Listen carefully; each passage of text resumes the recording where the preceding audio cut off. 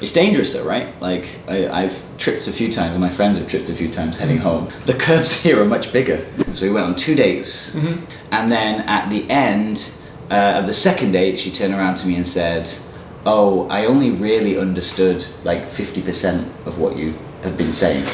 I've been to like 1 or 2 Cantonese restaurants in Kaohsiung and they're more expensive than the UK. Hello everyone, Amadeus here and today with a new video to introduce you Phil. So there's a story about a guy who moved from cold and rainy country to the city that is dry and hot, and how he got here. The Taiwanese government, I think, is backing it up, but they're sending lots of young and good-looking Taiwanese students abroad, and later they alert foreigners to Taiwan, and well, that's why we have Phil here with us. Is that right? Yeah, kind of, I guess, I suppose.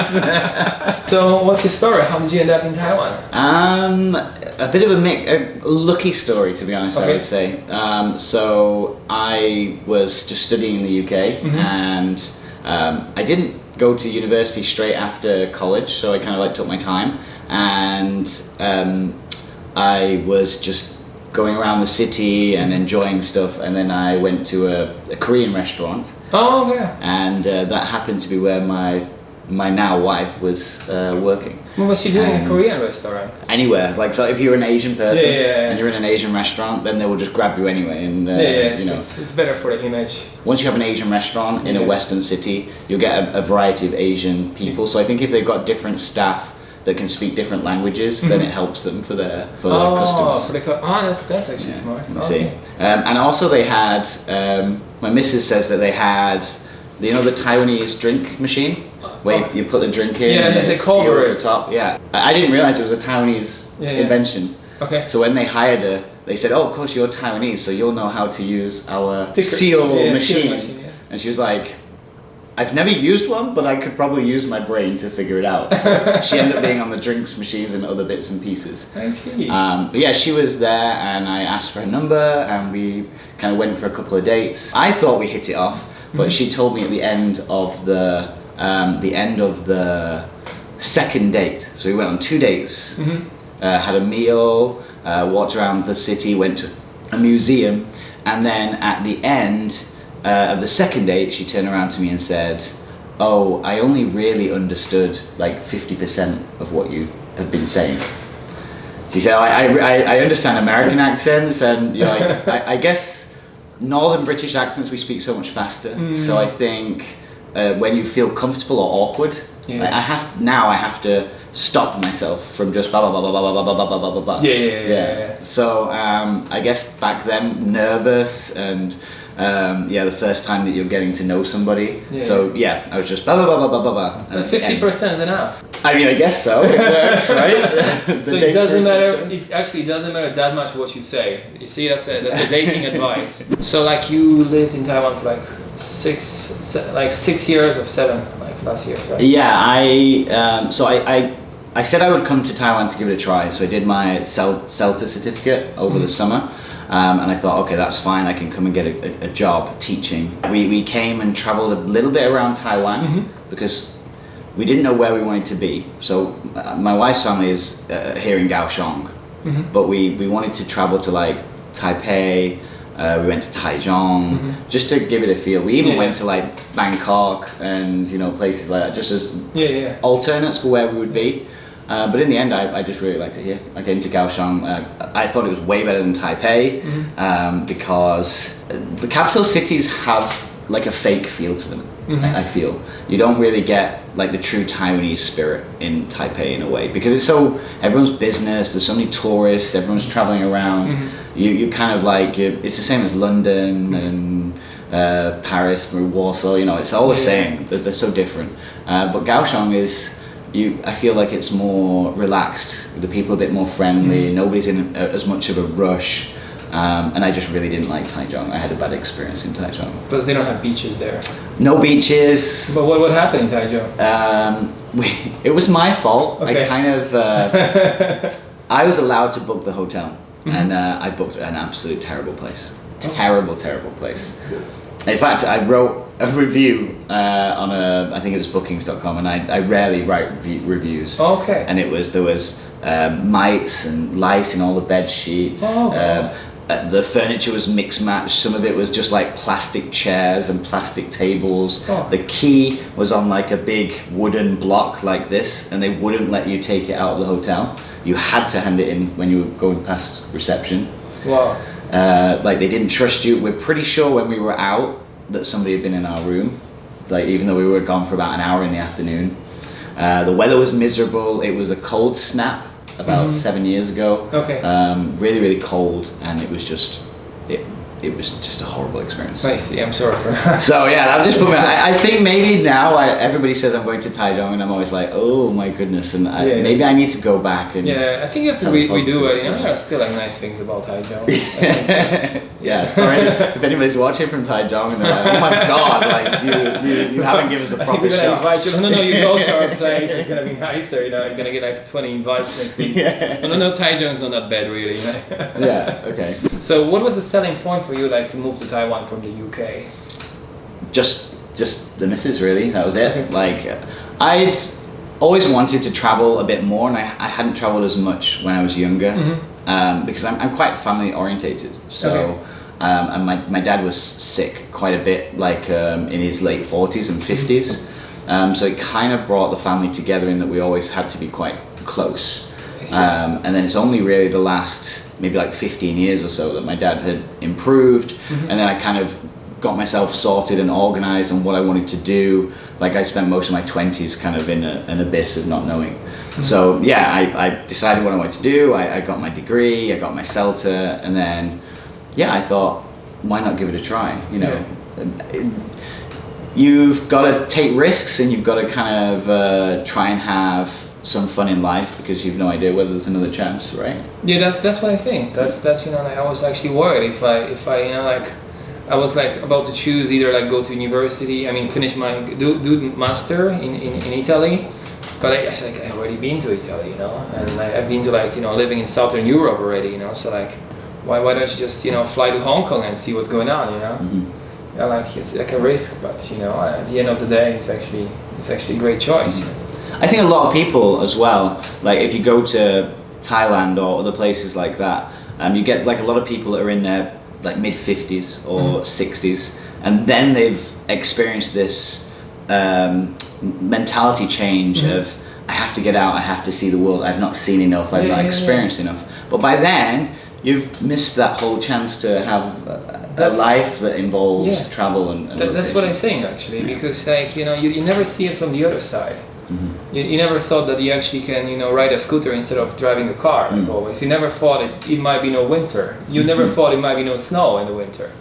Like you're just used to those things like every day, and then you like go somewhere else and like, no, there is no milk, there is no cheese in this country, and just people, you know, live their lives, you know. How about the food? Do you think a foreigner can used to have food in Taiwan? I think they can, but unfortunately not me. Really? It's weird because I guess everyone knows that the UK is quite close to Hong Kong, so a lot of Hong Kongese people will move over to the UK, and a lot of our like fish and chips and food places, it was a massive thing. A lot of like Cantonese people would come over and they would set up and they would buy these fish and chip shops, and they would have the traditional British menu, and they'd also add in like a lot of Cantonese food. So before I came here, obviously we're all very used to a mixture of Chinese food, but I was always a huge fan of like sweet and sour. Okay. Sweet and sour chicken, sweet and sour pork, sweet and sour shrimp. And then when I got here, everyone said, well, actually sweet and sour isn't a very big thing here. And I was like, how can that be missing when you are so close, like in culture, location, you know, Hong Kong is not that far away. How? And then I've been like to the same big family. Yeah, exactly. I've been to like 1 or 2 Cantonese restaurants in Kaohsiung, and they're more expensive than the UK for what you get. Oh god. Yeah, so more expensive. I guess because it's like a foreign import and it's a niche thing, but that shocks me because before I came here, fried rice and sweet and sour were my 2 go-to food. And then as soon as I got here and they said, there is pretty much no sweet and sour, I was like, uh-oh, I have problems. You see lots of Union Jacks around Taiwan, right? I do.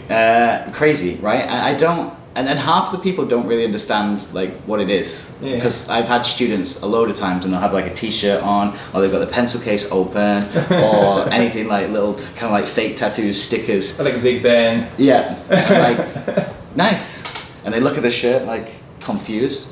What you're saying? I'm like, oh, you have my country's flag on your t-shirt.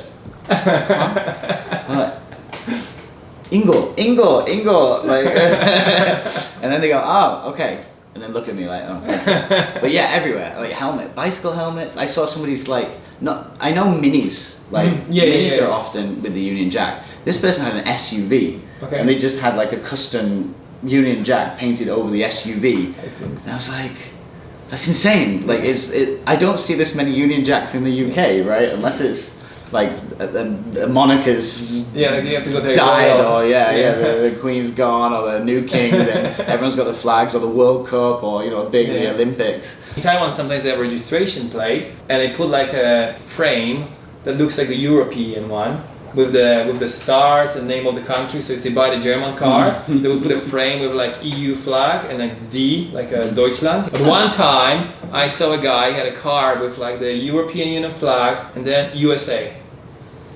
That was like the weirdest thing I ever saw. But yeah, pretty cool. I'm like, it's like we live like in a global village, right? Everybody uses a scooter, right? And it's a bit weird, right? That was one thing that surprised me when I came here. It was last Sunday, and my friend, he was getting rid of a TV, and I said, I will take that TV. It was like a specialized, customized, like a TV in a box with like a laminated screen, so you could put it on a table and then put things on top. Okay. So he was getting a new one, so he was getting rid of this one. So it was like a 32-inch TV with like a wooden box, sort of like that thick on the top and down the side. So it was pretty heavy. And then it wouldn't fit on the bike, my wife's bike. So it was heavy. It was really heavy. And I got to the street, and she said, "Okay, just stop. We can just get a taxi." And then it's like, taxi, please. Like nobody was stopping, and it was hot. I was getting a bit agitated, and I was like, okay, I'm just gonna walk from the cultural center all the way to 1 km or so, which doesn't sound much, right? But with this huge big box and carrying, and it was 9 o'clock at night.